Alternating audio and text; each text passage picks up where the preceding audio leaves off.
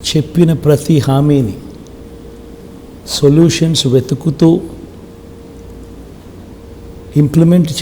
Implementation లేక తీసుకొస్తూ చెప్పిన ప్రతి హామీని నెరవేర్చగలిగాము అని సగర్వంగా కూడా చెప్పగలుగుతాం. ఇన్ఫ్యాక్ట్ మేనిఫెస్టో అంటే ఇప్పుడు కూడా గతంలో మనం ఏం చూసేవాళ్ళం, ఎన్నికలప్పుడు రంగురంగుల మేనిఫెస్టోలు చెప్పేవాళ్ళు, అబద్ధాలకు రెక్కలు కట్టేవాళ్ళు. ఎన్నికలు అయిపోయిన తర్వాత మేనిఫెస్టో ఎక్కడుంది అని అంటే కూడా కనిపించుకోకుండా చేసే పరిస్థితి, చెత్తబుట్టలో వేసే పరిస్థితి. ఫస్ట్ టైం ఒక మేనిఫెస్టో అంటే దానికి శాంక్టిటీ అనేది ఎప్పుడు వచ్చిందని అంటే ఈ 59 monthsలోనే అని చెప్పి తలెత్తుకొని చెప్పగలగచ్చు. ఎందుకనంటే ప్రతి సంవత్సరం ఈ మేనిఫెస్టోను ప్రజల దగ్గరికి పంపించాం. ప్రతి సంవత్సరం అమ్మ మీరే టిక్కు పెట్టండి, అక్క మీరే టిక్కు పెట్టండి, ఇవన్నీ మేనిఫెస్టోలో చెప్పాం. చెప్పినటువన్నీ జరిగాయా లేదా అన్నది మీరే టిక్కు పెట్టండి అని. ఫస్ట్ ఇయర్ ప్రాబబ్లీ 85, 86, 87% జరిగితే ఈరోజు 99% ఆఫ్ ది మేనిఫెస్టో ఫుల్ఫిల్ చేసి మళ్ళీ ప్రజల దగ్గరికి ఆశీస్సుల కోసం పోగలిగే ఒక గొప్ప పరిస్థితిని, ఒక గొప్ప వ్యవస్థలో మార్పును తీసుకురాగలిగాం.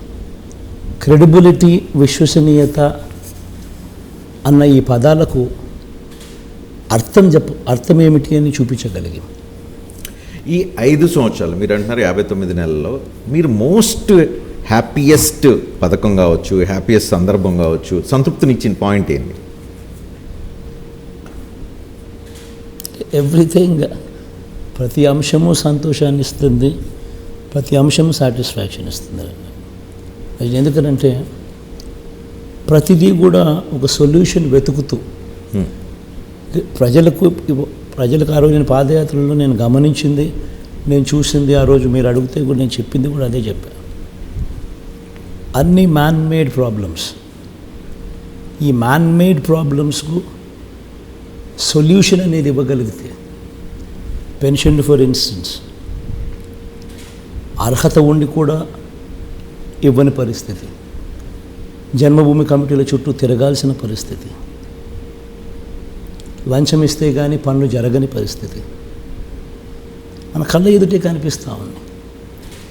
అధ్వానమైన పరిస్థితుల్లో స్కూళ్ళు,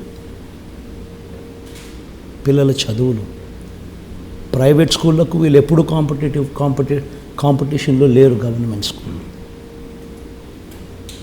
ఇవన్నీ కూడా ఏదైతే కనిపిస్తూ ఉన్నాయో ఇవన్నీ కనిపించే మ్యాన్ మేడ్ ప్రాబ్లమ్స్.